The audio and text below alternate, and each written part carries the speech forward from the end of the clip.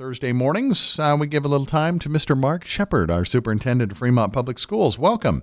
Nice to have you here. Well, good morning. It's great to be here. Yeah. We had a good break, and seems like numbers as far as locally, really not school-wise, you're seeing a little bit, but you haven't been in session, so it's kind of hard to tell, isn't it? It's a little early and a little hard to tell, but our COVID-19 numbers the past 2 days have been at 13 students out and 4 staff members, which is substantially lower than where we ended 2020. And, I think those numbers will continue to develop. We'll continue to watch them and monitor closely. CDC did come out with some new guidelines, and so we're able to, working with Three Rivers Public Health and our private and parochial partners, implement those new guidelines. Yeah, it doesn't mean that everything's off. It just says you go from 10 days to a 5-day quarantine period. And as far as games go and people coming into the building, how is that affected? So we adjusted our protocols beginning with January, so this year, where we've kind of backed our protocol off a little bit, as did the CDC. The biggest change, as you mentioned, is when students test positive, when staff members test positive, prior to the latest revision of the guidelines, they would be out for 10 days. And now what we've just recently adopted is they're out for 5 days, and then when they come back, they do have to wear a mask for an additional 5 days, or they're strongly encouraged to wear a mask for the additional 5 days. Students that have been exposed, so in a close exposure, either a household exposure or an exposure either on a team or in class, very close exposure for more than 15 minutes, they would be required to either wear a mask or go home for those 5 days. And then we'd strongly encourage a mask for days 6 through 10. As far as our protocol for outside visitors, we are not currently taking temperatures as people come in the door. We'll watch that really closely. We know that temperatures are an indication that somebody's sick, and we encourage to message that if you're sick, stay home. But we do know that from time to time, students come to school.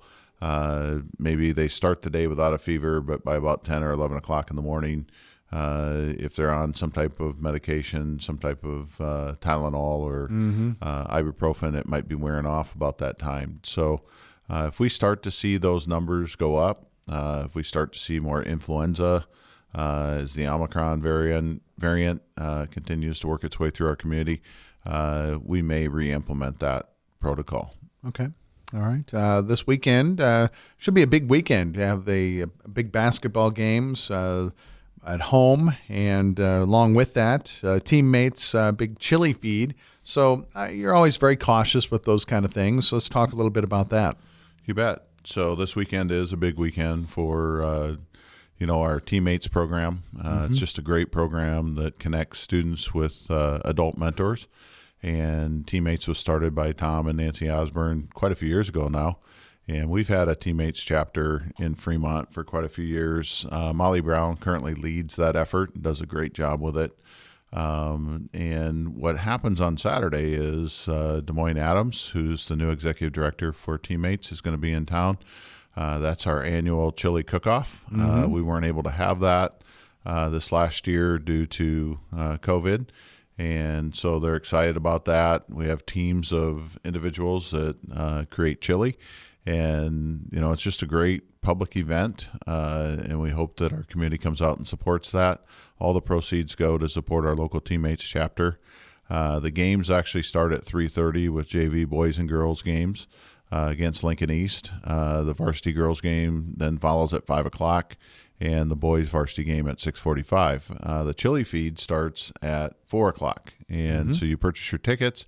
You can go around, you can sample the various chilies, kind of identify which ones you really like, and maybe even get a little bit more of that. No, for and sure. Then, but it's also a competition. And so Des Moines Adams, along with Carol and Chuck Johansson, will serve as the judges for the annual chili cook-off. So great fundraiser, great organization, and it's definitely an organization and an effort that values our students and really supports our students and their families. Yeah, that is for sure.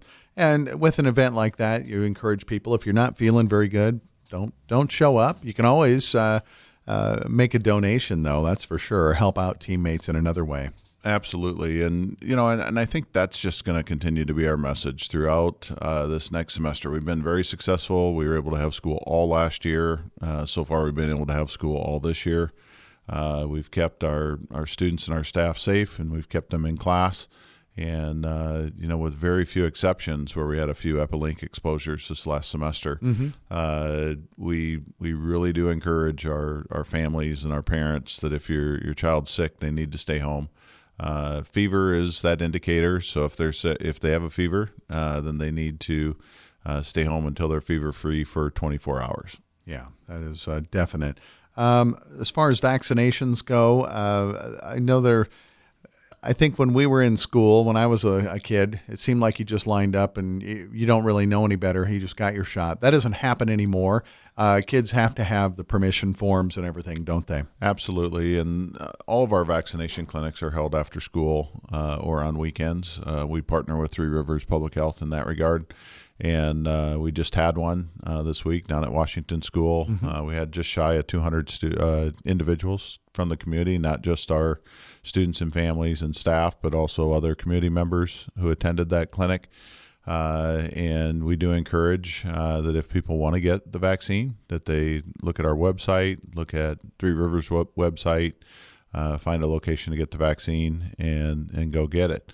But as you mentioned, it's not like it was. I remember some form of measles that came through when I was in elementary school, and we all lined up in the gym, and we don't do it that way anymore. So bottom line is, if people are interested in the vaccine, there are opportunities within the community, and then we're helping host some of those along with Three Rivers. So if people are interested, they just need to go onto our website or go on to Three Rivers website, identify a location and a time, and show up. Yeah. 714, Mark Shepard, Superintendent of Fremont Public Schools with us. School bond issue passed, and you're still moving forward. I know you guys are meeting every week to put together the perfect plan for that, aren't you? We are, and we continue to update the community monthly at each school board meeting.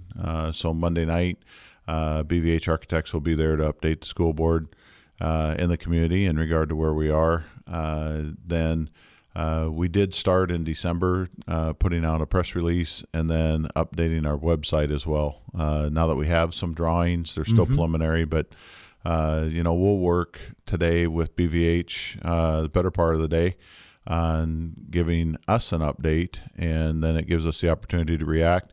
We've also had our staff and our teachers involved just before the break, and on Monday of this week, BVH was out, and they worked with a number of buildings and individuals within the district to kind of gauge their reaction to some of the preliminary drawings. Because once those drawings begin, to be solidified and you start to get to construction documents, then it's more difficult to make changes. And so we definitely value their input, want their input, and that's just part of the process. So you can go to our website. One of the first things you'll see is the COVID information. There's a slider on the front page that when it slides will move to the school bond issue, and then you can click on that with multiple links within that document. And on that page, you can get to the December update, and then in about a week and a half, you'll see a January update as well. Nice. And I think that gives you a better opportunity to see some of those plans, see what the current thinking is as we continue to move forward. And hopefully this spring or early summer, we'll be breaking some ground. Yeah, that'd be great. That would be super. All right, thank you. We'll look forward to the school board meeting coming up on Monday then. You bet. Thank you. Yeah. And thanks for having us.